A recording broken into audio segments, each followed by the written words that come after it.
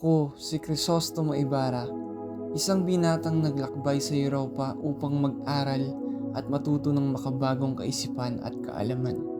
Sa aking pagbabalik sa Pilipinas, dala ko ang malaking pag-asa at pangarap na maghatid ng pagbabago sa aking bayan.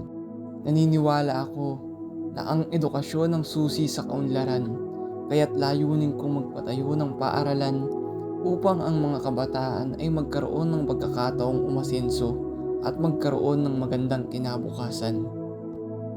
Ang aking puso ay puno ng pagmamahal, lalo na para sa aking kasintahan na si Maria Clara.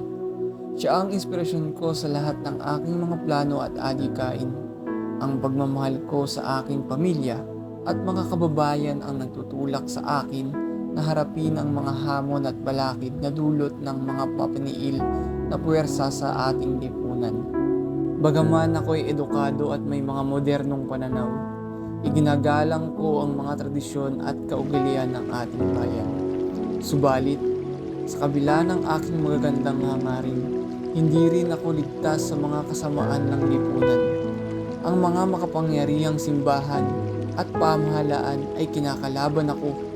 Pinipilit akong pigilan sa aking mga adikain, ngunit ang aking tapang at determinasyon ang nagbigay sa akin ng lakas upang ipaglaban ang aking mga prinsipyo.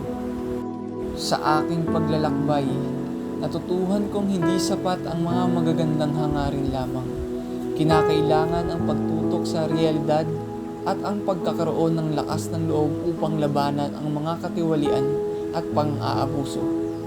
Sa mga pagsubok na aking hinarap, natutuhan kong maging mas matatag at matalino sa aking mga hakbang. Ako si Crisostomo Ibarra, isang idealistang nagmamahal sa bayan, handang ipaglaban ang pagbabago para sa kinabukasan at kaunlaran ng ating bayan.